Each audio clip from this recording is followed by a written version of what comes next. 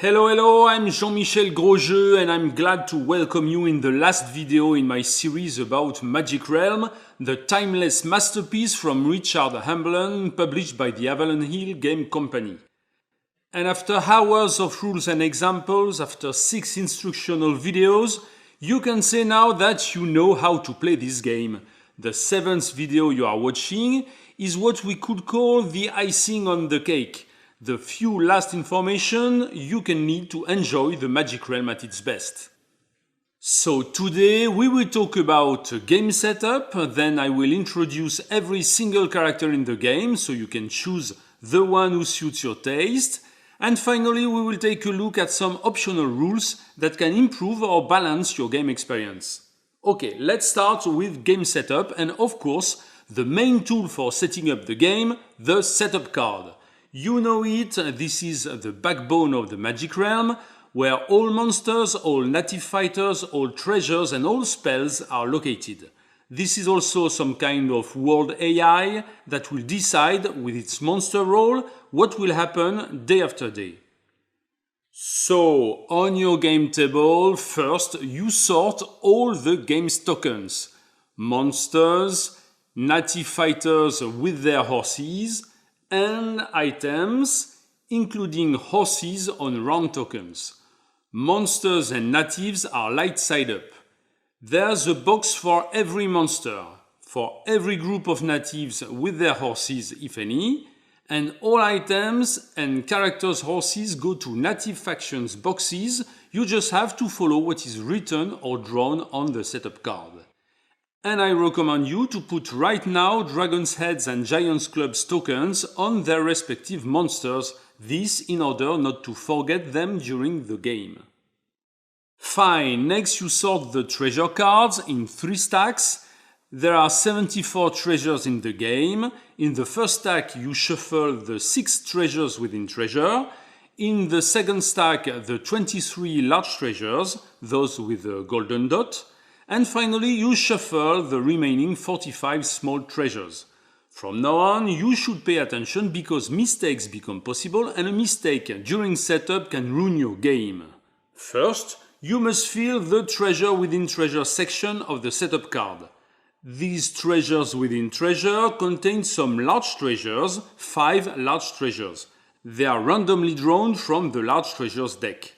Then, to complete the job, you add all legendary weapons, armor and horses that are written on the treasures within treasure boxes.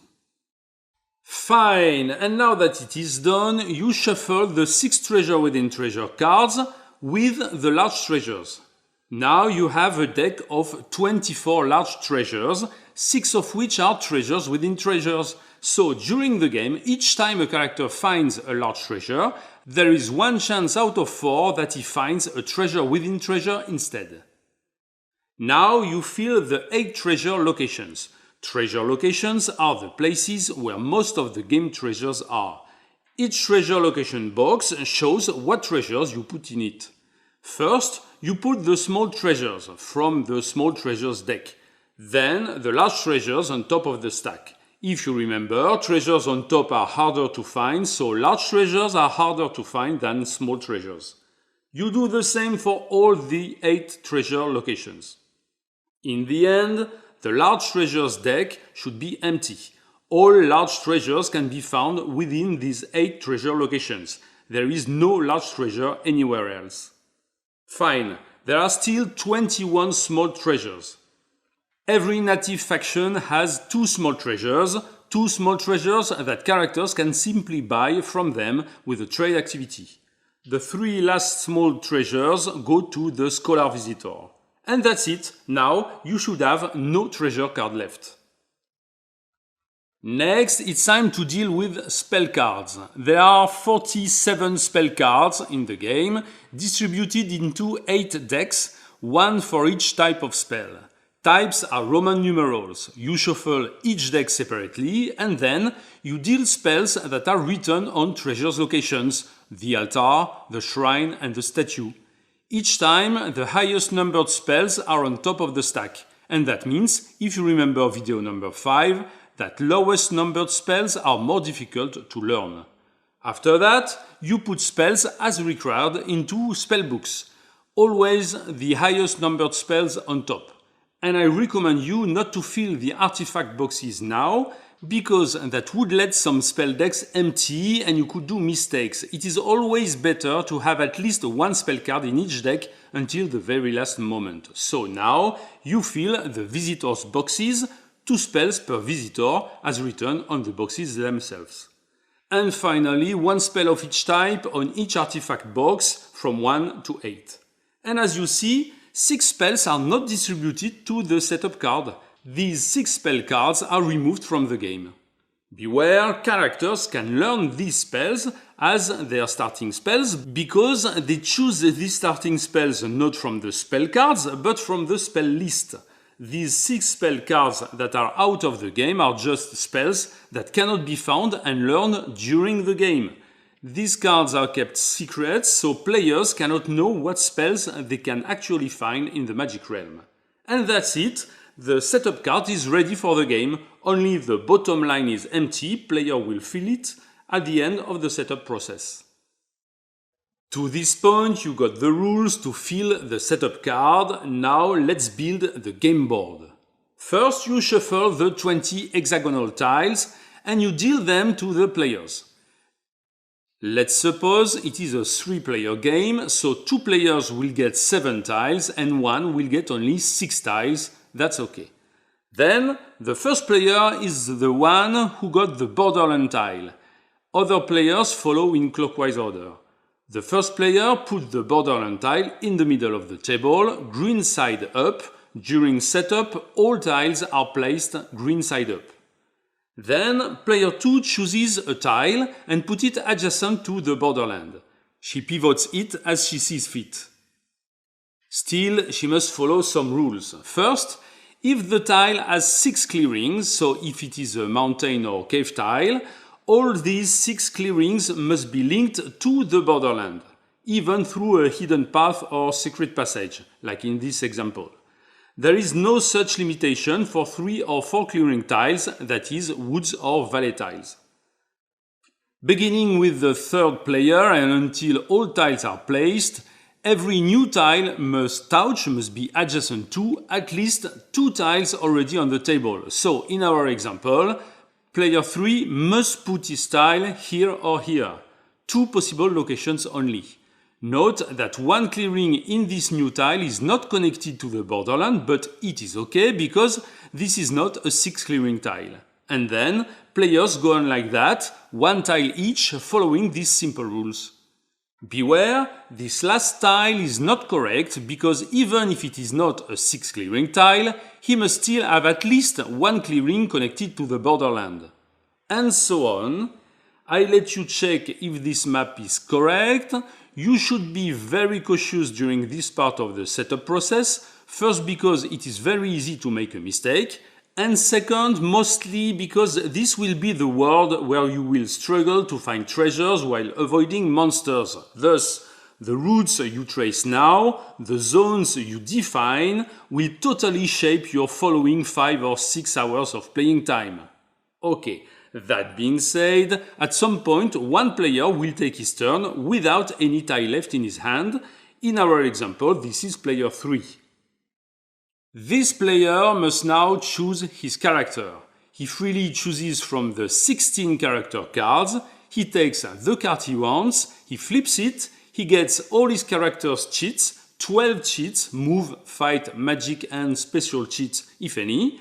Then he gets his equipment. All weapons and armor written on his card's last line.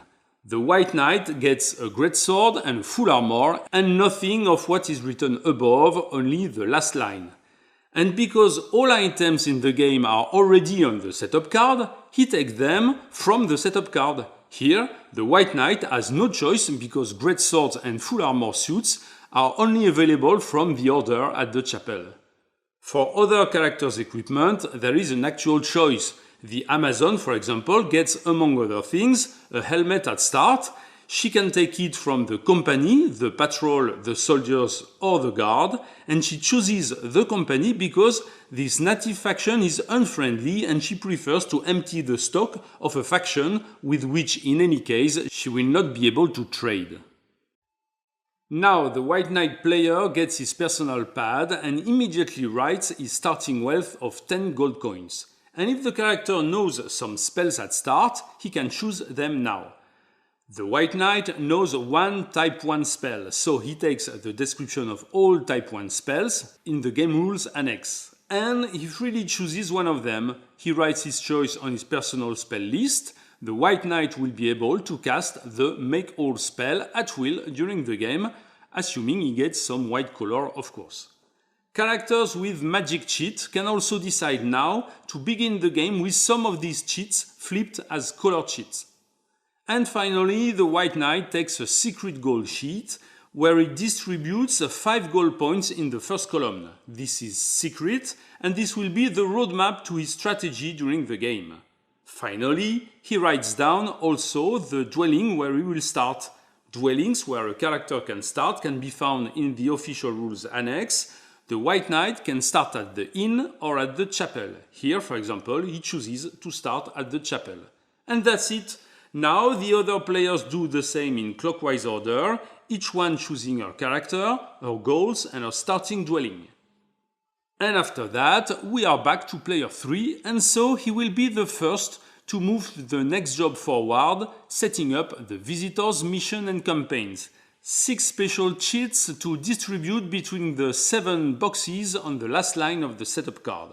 So first, the scholar owns 3 small treasures he can sell, so the third player chooses to put him in the Lancer's box because Lancers are friendly to the White Knight and it will be easier for him to spend time with them waiting for the scholar to appear on the map. Player 1, the Woods Girl, prefers missions for easy money. She chose the house to start the game at, the patrol can appear at the house, so she decides to put the food ale mission token on the patrol's box. Player 2, the Wizard, she's looking for spells to learn, and the Shaman is selling Type 2 and Type 3 spells that the Wizard can learn, so she decides to put the Shaman token in the Woodsfall's box because they are friendly to her. And so on, for one last turn, each player chooses what token on what side into what box. Okay, now the setup card is fully operational and the map fully assembled, and it's time to establish the link between the map and the setup card. And this link is made of yellow warning cheats, red sound cheats and orange location cheats. First, yellow cheats because they are easy to set up. You flip them and shuffle them by type, by letter. All valley V cheats together, all woods, all caverns and all mountains. Then you randomly put 1 yellow cheat on each tile on the board, valley cheats on valley tiles, wood cheats on wood tiles. Beware, the deep woods tile is not a wood tile. Wood tiles are always 3 clearing tiles. Then cavern cheats on cavern tiles, any tile with at least 1 cavern clearing. And finally, mountain cheats on the 5 remaining mountain tiles, that includes the deep woods. Next, you populate the Lost City and the Lost Castle. You isolate these 2 special red tokens. Then you mix face down together all 10 red sheets and 8 orange sheets. From these 18 red and orange sheets, you randomly assign 5 to the Lost City and 5 to the Lost Castle. These are all the monster clues and treasure locations characters will find in the Lost City and the Lost Castle. These 2 stacks of red and orange sheets are put respectively in the Lost City and the Lost Castle boxes on the setup card. And now there are 8 sheets left, a mix of red and orange, plus the Lost City and the Lost Castle red sheets. The Lost City is hidden in the caves, the Lost Castle is hidden in the mountains. So the 8 remaining cheats are split into 2 piles of 4. The Lost City cheat is mixed with the first pile, the one corresponding to the caves. The Lost Castle cheat is mixed with the second pile, the mountain pile. And now it's easy, the cavern pile is randomly distributed to the cave tiles, The same for the mountain pile to the mountain tiles, including the deep woods. And that's it. Here is the Magic Realm ready to play. What follows is the very end of the setup process, and it is practically the beginning of the game. All cheats on valley tiles are revealed. And from my video number 4, you remember this chart. Dank V is the cheat that matches the chapel, so in the Dank V tile, you put the chapel in clearing number 5. Dwellings always go to clearings number 5. Then the guardhouse goes to ruins V, clearing number 5. The inn goes to stink V, but look, there's something special here. In this tile, clearing number 5 is here. And look, this clearing cannot trace a path back to the borderland tile. It belongs to a network that is disconnected from the rest of the Magic Realm. It's perfectly valid because, as you remember, 3 and 4 clearing tiles don't have to link all their clearings back to the borderland. In such a case, the dwelling is placed in clearing number 4 because all dwellings must be connected to the borderland tile. The same for the house that goes to clearing number 4 in the Smoke V tile. And finally, Bones V is not a dwelling. Instead, this is where the 2 ghosts appear, clearing number 5. And that's pretty much it. The order, the soldier, the rogues and the guards each at their own dwelling. And finally, players put their personal token on the dwelling they secretly chose just before. As you remember, the White Knight at the chapel, the Woods Girl at the house and the Wizard at the inn. And voila, the Magic Realm is ready. All the steps that led to this are summarized here. This panel will be included in my special collection of player aids. More on that in a few minutes. For now, let's take a little time to look at our game table ready to play, ready for 28 unforgettable days of adventure in the Magic Realm. Let's step back a little and talk about those player aids. As we went through the rules with videos number 1 to 7, I've summarized the most important points on many panels. And you'll find all these panels collected inside a handy document, a player's aid, that you can consult during your games. You can download it from the Board Game Geek page about Magic Realm in its files section. At the end of this document, you find some screens you didn't see in my videos. These screens are just some lists of game components, but presented in such a way that they will help you to take decisions during the game. With the tiles list, for example, you can see what a tile will look like after enchanting it, after flipping it. No need during your game to take all your tokens away from the map board to actually flip the tile. The same for monsters and weapons list that give you an overlook of both sides of all monsters and weapons tokens. Very convenient, for example, to evaluate whether you will face a monster or not, knowing what attacks and maneuvers it can do on both sides. And finally, with the cheat list, you can quickly know what kind of monster you can meet from a given yellow, red or orange cheat.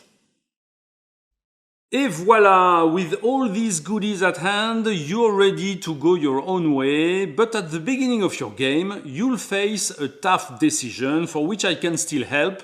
You'll have to choose your character.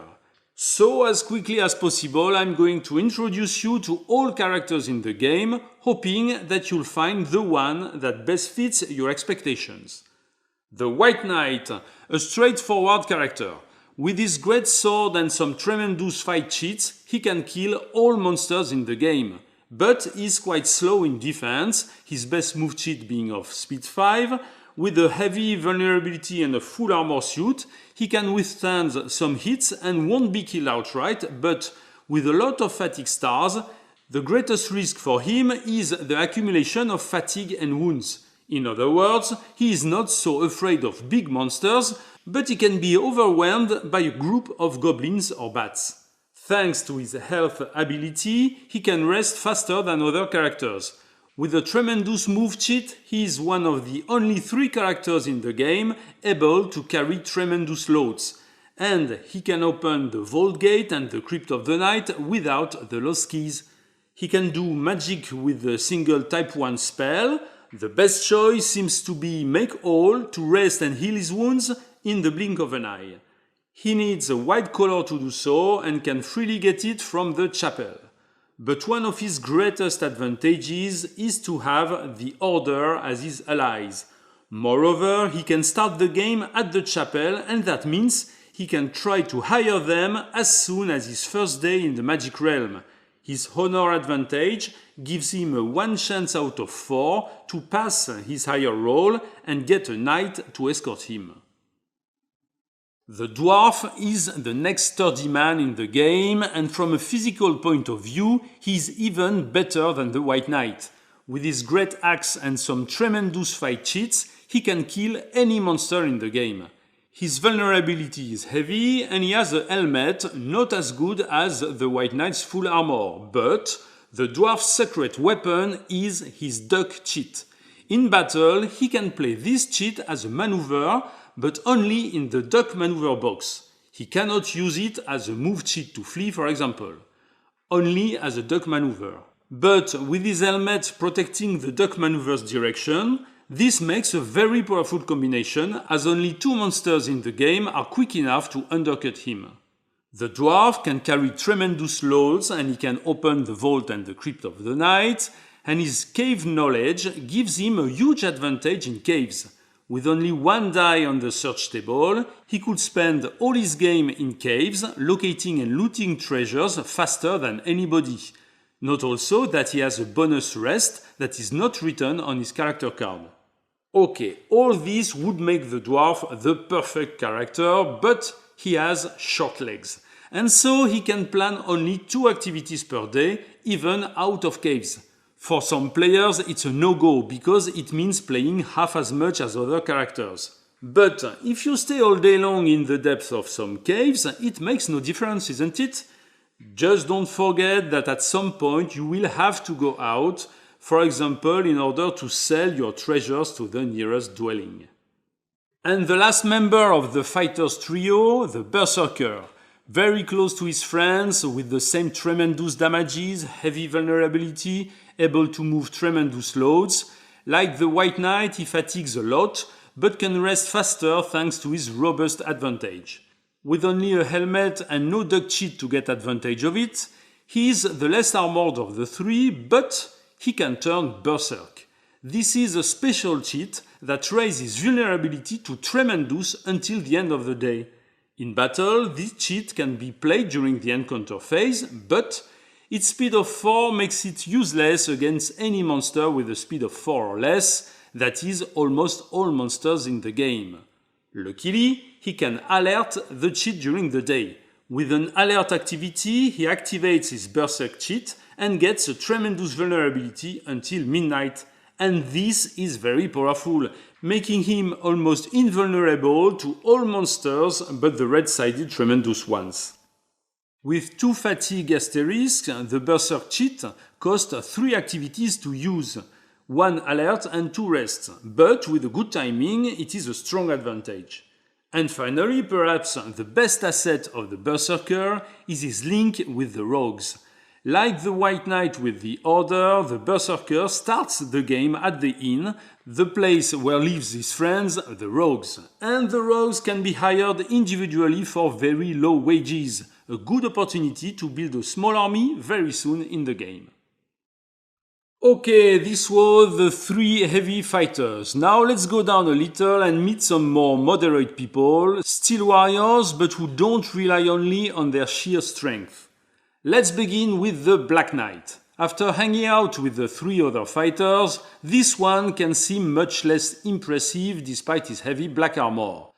With a mace and his best fight cheat without any sharpness star, he cannot kill tremendous monsters. So, he can do nothing against all monsters guarding orange sheet treasure locations. Okay, but with a speed of 3, this same mace is a very good weapon against medium and heavy sized monsters. And his full armor and his shield make him the best armored character in the game. Beware, the full armor is a heavy item, so it prevents him to use his medium move cheats. All in all, the Black Knight is a very good fighter against all monsters but the most dreadful ones. Being allied to the company and friendly to the soldiers, and thanks to his fear advantage, he rolls only one die on the meeting table, he can gather a powerful army. But not right at the beginning of the game. Before hiring them, he must find enough money and must wait for the company to appear on the map. But still, it's a great strategic opportunity. He can also take advantage of his meeting bonus to buy a crossbow and become very powerful thanks to his aim advantage. Okay, fine, but if you take time to think about it, you understand what the Black Knight is really good at. He is a character killer. Better than heavy or medium monsters, he can simply chase treasure-laden characters, and that can be an efficient way for him to win the game. Next, the Amazon. At first glance, she is a balanced fighter. She has a fast fight and move cheats, so she can undercut most of monsters' maneuvers and avoid most of their attacks, lowering chances to be hit to 1/3. And on top of that, her excellent armor protects her from these 1 time out of 3 when she will be hit. And so she usually can survive long enough to kill most of the monsters, but she has a bad weapon. L damages with 1 sharpness star. With her medium fight cheats, she can kill heavy monsters only as long as they have no armor. It's very restrictive. She desperately needs a better weapon. But beware, she cannot use heavy weapons because she doesn't have any H-move cheat. A missile weapon could be a good choice thanks to her aim advantage. She also has a quite good relationship network, but only with factions, Lancer and Patrol, that are not on the map at the beginning of the game. So, as you understand, the Amazon must go a little forward into the game before becoming the powerful character she can be. She's an opportunist, and she's all the more opportunistic with her special stamina advantage. 1 extra move per day. It doesn't seem like a big deal, but it is.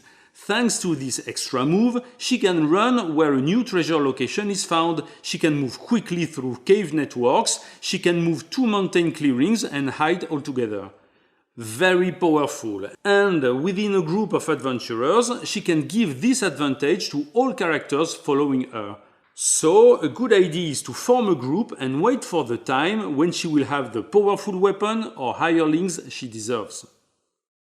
Next, the Captain. At first glance, he looks like the Amazon's twin brother. The same fast attacks and maneuvers, the same armor, the same aim advantage, and the same short sword he needs to replace as quickly as possible. So he is quite the same balanced fighter, waiting for better days when he will show his true worth. The difference is his relationship network. He has 3 friendly factions: the soldiers, the guard, and the patrol. The first 2 begin the game on the map in dwellings that the captain can choose as his own starting location. The patrol is not on the map at start, but it is the easiest faction to find, being able to appear on any one of the 4 starting dwellings. So, like the Amazon, the captain needs some time before showing his worth. And like the Amazon, he can take advantage of a group of adventurers to begin with. Okay, this was the trio of what we can call the 3 balanced fighters. Next, we meet the light fighters, the ones that rely on speed and agility. Beginning with the swordsman. He is a light character with no armor. Almost every monster in the game is able to kill him. And with his thrusting sword, he cannot kill many but some wolves or goblins. But his main skill is not his fighting power, it is his speed. With his mighty move L2 cheat, the swordsman can flee from any monster in the game but 2, the octopus and the imp. And that means that it can be pretty sure he will never be killed. And this is an advantage that many other characters can be jealous of. His main strategy could be called the loot and flee. He walks the magic realm, locate treasure locations, loot their treasures, and as soon as a monster appears, he flees. That being said, his thrusting sword attack is not so bad. With a very fast fight L2 cheat, he is quite sure to undercut any enemy's maneuver. And with a length of 4, he often strikes first. So, if you think about it, he can make a good assassin, a light fighter who can pounce on a wounded or fatigued character. With his barter advantage and his widespread relationship network, he has only one enemy and no unfriendly faction. He can go around the dwellings and look at all the small treasures that factions are selling. Looking for some great treasure he can afford. He can even sell to other characters the information of where valuable treasures are, and he can propose them to buy some on their behalf. And finally, he is clever. This is a very special advantage. The swordsman always chooses when he will take his turn during the day. Should he play first to loot a treasure location before anyone else? Should he play last to see what other players are doing? Should he play just after or just before a given character to comply with some former agreement? If the swordsman player is creative enough, this advantage can make a huge difference. And so yes, in order to play the swordsman, you'll need to be as clever as the swordsman. Next, the woods girl. Like the swordsman, she's light and fast. Like the swordsman, with her move L2 cheat, she fears nothing but the octopus and the imp. So she could also opt for the loot and flee strategy, roaming on the map, looking for easy loot and fleeing as soon as it becomes dangerous. With her tracking skill advantage, she's especially skilled in the woods, and that's not so valuable because there is no treasures in the woods. Not in the wood styles, but her advantage also works in the deep woods. So if she's lucky enough, the Lost Castle, for example, can appear on the deep wood styles and make her rich. That being said, she's not a bad fighter. With her archer advantage and her light bow, she can kill heavy and even tremendous monsters with quite good probabilities. So she can still try to kill some monster from time to time, and she's just scary enough to not be afraid by other characters. Beware, with only light move cheats, she cannot carry anything heavier than light, and this can become a real problem. Still, there are a lot of light treasures, even great treasures, but it will be harder for her to find valuable goodies she can steal. And finally, she gets one type 7 spell at start. With only one type 7 magic cheat, she is unable to make her own color, so the best choice seems to be the control bat spells, because it works with any kind of color. So she can cast it in any enchanted tile or at the end of a week, day 7, 14, 21 or 28. With a little planning, she can manage to be in the bat clearing at the right time. Okay, and from now on, after these first 8 characters, it's time to talk about more serious magic users, characters with more than one magic cheat and more than one spell at start. The first one, the Pilgrim, stands a little bit halfway.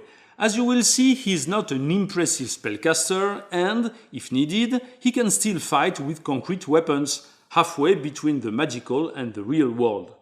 As a spellcaster, he is the only character in the game able to use type 1 spell everywhere.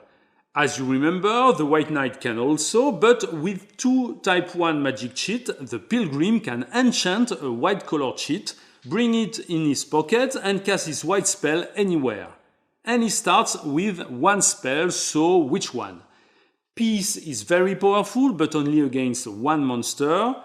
Small Blessing has 1 chance out of 3 to give a tremendous attack. Both are a valuable choice.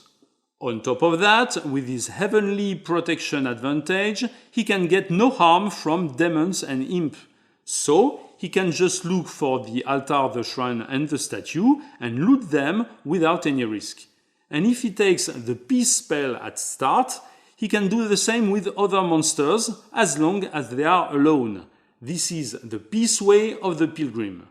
And as soon as he has a little money, he can try to hire his allies, the Order. With no special bonus on the meeting table, he cannot do that at the beginning of the game like his friend the White Knight, but still, he can hire them later and build a strong fighting group. Because, under his peaceful garments, the Pilgrim is a fighter. Never forget that. With his Fight M2 cheat, he owns the most powerful fight cheat in the game, with a better weapon than his poor staff, or with the help of the small blessing spell, he can be a fearsome warrior. Now let's enter one step further into the realm of magic with the elf, the horizontal guy. With the move L2 cheat, he definitely belongs to the Loot and Flee strategy club with the Woods Girl and the Swordsman. With the difference that, thanks to his extra hide activity, the elf can more easily stay among monsters and go on looting. He has the same archer advantage than the Woods Girl, and thus he can also decide to kill some monsters instead of fleeing. Moreover, with some medium move and fight cheats, he can carry and use the medium bow a step more lethal. He can buy his medium bow from his allies, the Woodfolk. And because he can choose 2 spells at start, 2 type 3 or type 7 spells, and because he can enchant magic cheats into gold color and cast his spells at will, he can learn Persuade and increase sharply his chances to trade this medium bow or even to hire the Woodfolks or the Bashkars. As a second spell, he can, for example, choose Control Bats.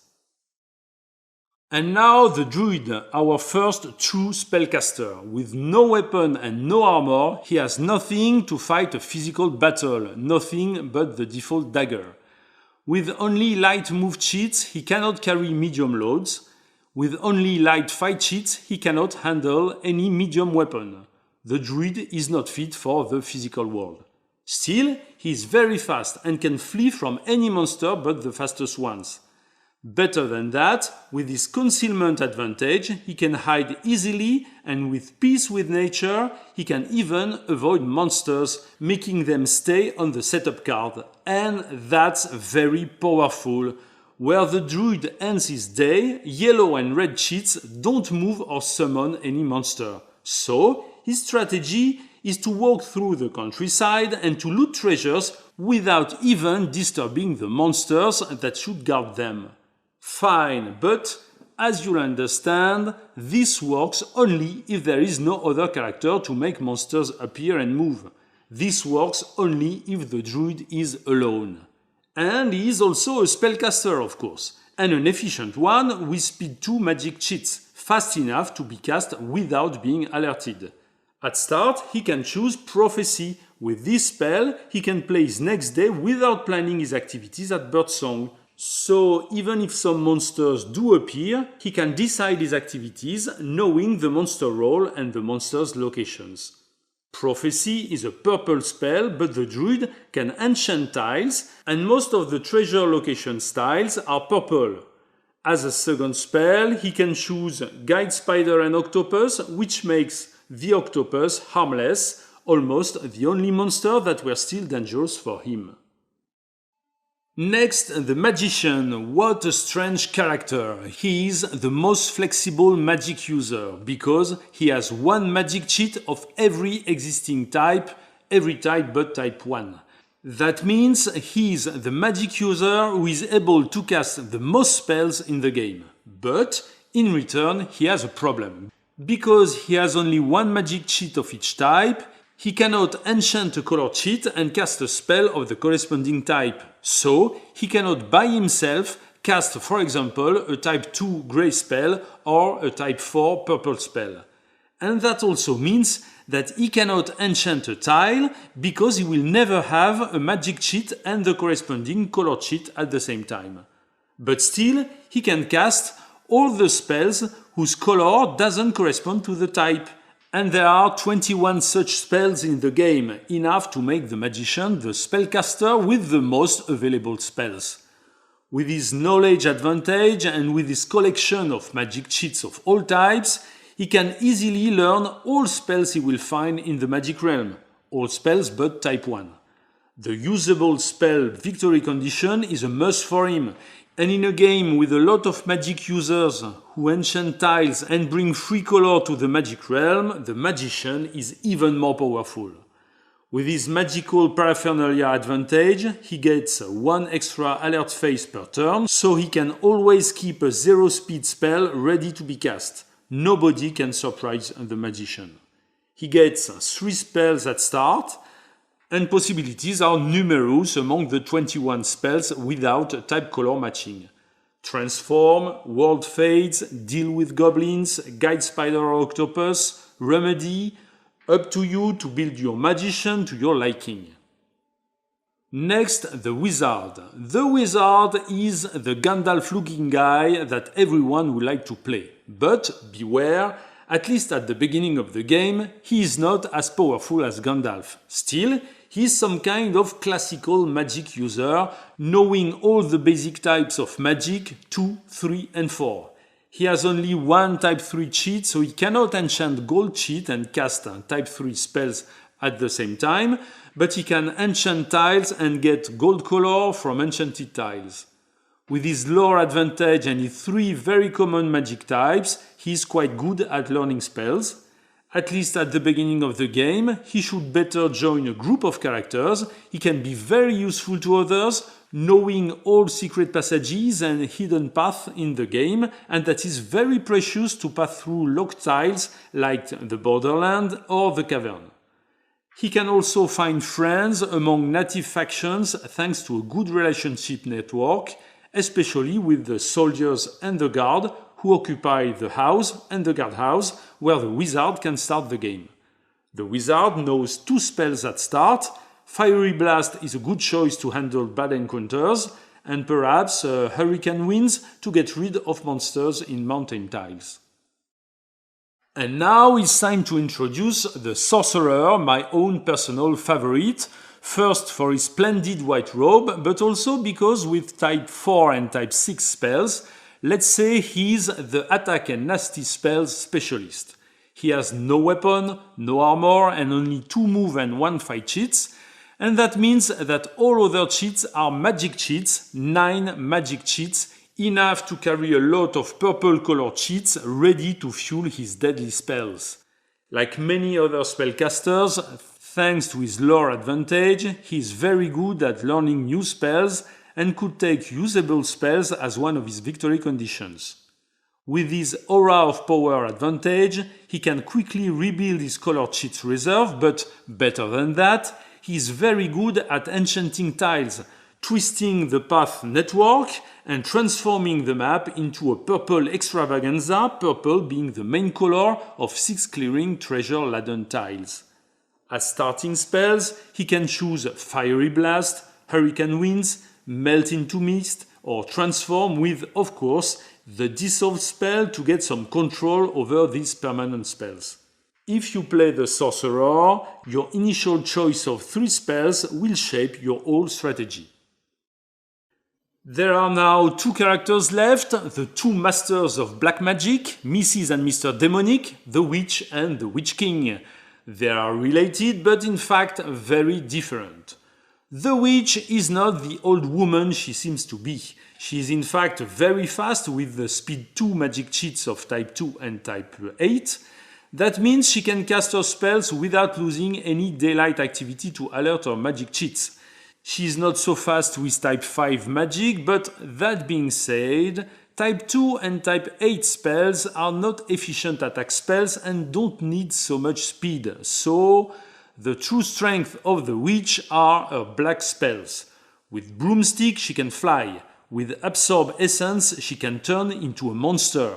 With Pentangle she can confront demons and imp like the Pilgrim does.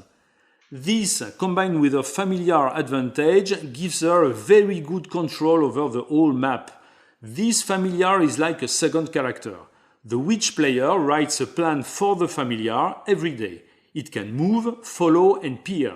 It is like a scout, she can send everywhere to look for secret passages and to pick at every tile's yellow, red and orange sheets. The familiar shares all its discoveries with the witch. She can also use her familiar to find hidden enemies and with her, by her side, allowing her to lock and attack whichever character tries to avoid her. This familiar cannot be blocked nor attacked by monsters, so it cannot be killed, she cannot lose it. And so you see the picture, a fast old woman who knows the map like no other, who can fly on her broomstick and turn into a monster at will. And finally, the most incredible character, the dreaded Witch King, the man with the skull panties. Incredible because he is the only character that has no move cheat and no fight cheat either. So he can still move, but he cannot carry anything heavier than negligible. He cannot attack with any weapon, even with a dagger, and he cannot maneuver in battle. His enemies are sure to hit it every time they strike. Even more than that, the Witch King cannot use any search table. No locate, no loot, no peer, no reading runes. He lives at the fringe of our reality. Every time he does a search activity, he must roll on the magic site table. If you remember, you already saw this table in my video number 6. This is the search table you use when under the effects of the World Fades spell. This table is not worse or better than the others, it is just different. With it, the Witch King can loot from the top of the treasures piles, so he gets the best treasures first.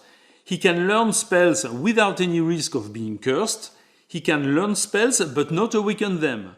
Note that the spell World Fades has the opposite effect on him.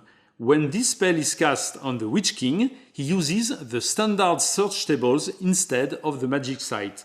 And so, it can be a good idea for him to take these spells at start to be able to switch to the best search table depending on the situation.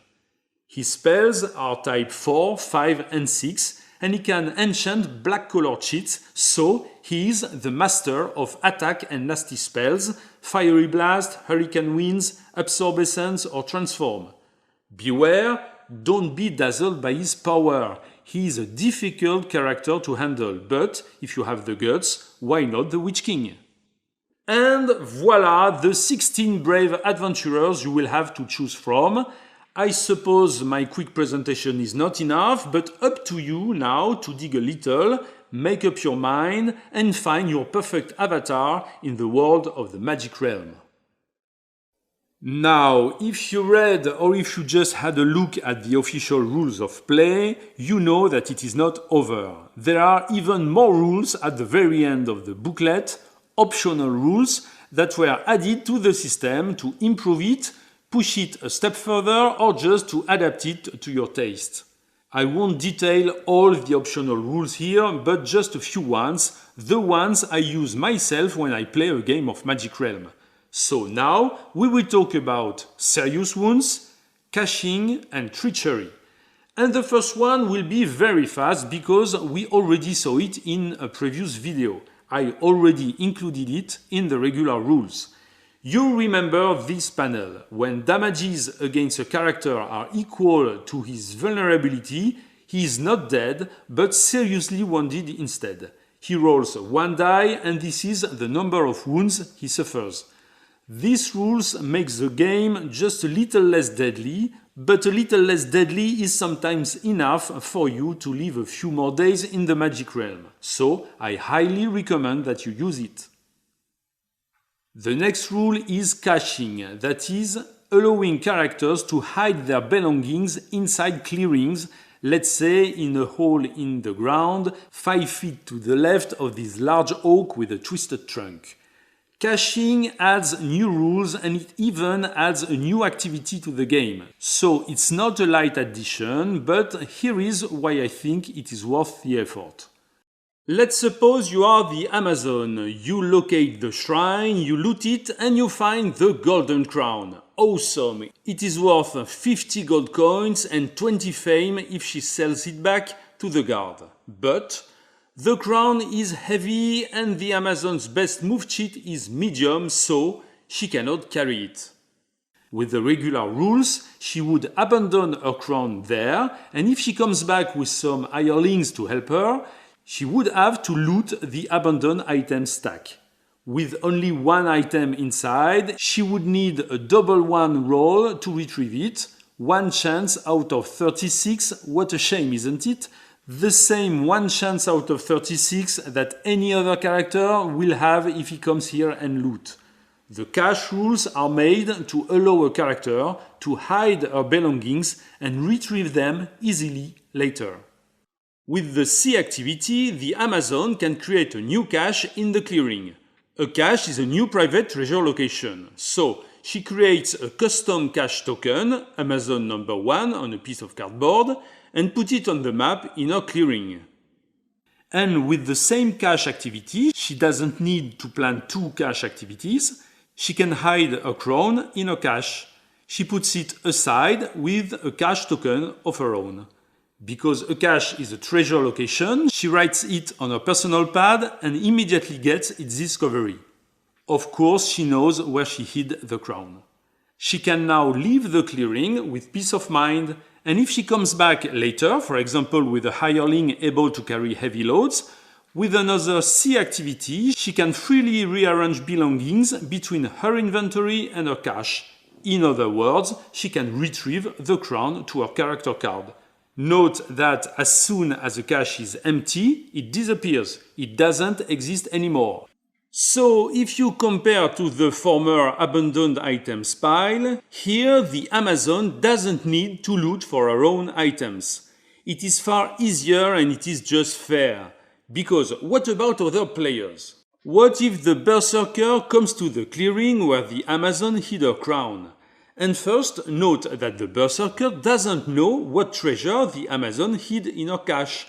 For him, the Amazon's cache is like a treasure location. He must search on the locate table to discover it and check it on his personal pad, and then he can search again to roll on the loot table to get the crown with a double one, that is 1 chance out of 36. And note that in this example, when executing his search activity, he must declare before rolling the dice if he is searching for the shrine or for the Amazon's cache. Each character can have his own cache in a clearing, but a given character can only have 1 cache per clearing. If the Amazon wants to add more items in her cache, she does the C activity and adds items. Very simple. She can add any items, treasures, weapons, armor, and even horses. She decides in what order items are stacked and she can change this order at will. Of course, this order is relevant if someone else finds her cache and loots it. Items closer to the top of the stack are harder to find. A character can add gold in her cache, and this gold is always on top of the pile. In our example, if the Berserker discovers the Amazon's cache with a roll on the locate table and then loot it, he gets the gold on a roll of 1, then the 2 treasures on 2 and 3, the horse on 4, and finally the weapon, a great axe, on a roll of 5. And that's it. That's how you can hide your precious belongings and how you can search for others. All rules for treasure locations apply to caches. For example, you can spy someone who uses the C activity in your clearing, or you can give this cache discovery to another player in the cache's clearing. Because a cache ceases to exist when empty, a character can do 2 C activity in a clearing, the first one to empty her cache, and the second to create a new one and put her items in it again. In other words, if other characters found your cache, you can go there and reset your opponent's discoveries by creating a new cache but with 2 C activities. A character owns the items she put in her cache, so you cannot get rid of a notoriety penalty, for example, just by hiding this item in a cache. You must abandon it. And finally, we must talk about treachery. Treachery is when a character betrays his own hirelings. It is rare because the player has no reason to do that, but let's suppose he does it anyway. What happens?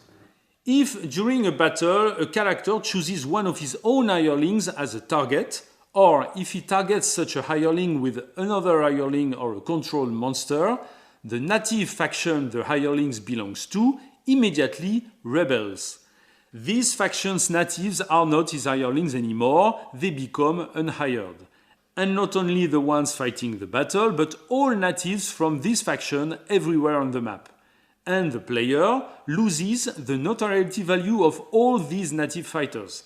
Becoming unhired, these natives still fight the battle as any unhired natives would do if attacked by a character. But being now unhired, they cannot be attacked by monsters. Also, killing a native fighter, whether hired or not, reduces your friendship level with this faction by 1. Note that attacking a native is not enough. You lose friendship only if you kill a native fighter. Casting a spell is considered an attack if you cast an attack spell or a permanent spell. You can cast a day spell or a combat spell on a native fighter without making him rebel. Peace with Nature is a permanent spell, but it is not considered an attack for this rule. And voila, I'm done. I have nothing more to teach you. I hope my videos will help you turn a box on your shelf into a real experience you will play with your friends. So please open your box now, put on your swordsman or your witch garments, and do your first steps into the magic realm. If you know the rules, I promise you will spend hours thinking about your past and future adventures, always designing new combinations, new plans, new dreams. Allez, c'était Jean-Michel Grosjeu, à votre service, et qui vous dit salut à tous, jouez bien et à la prochaine fois.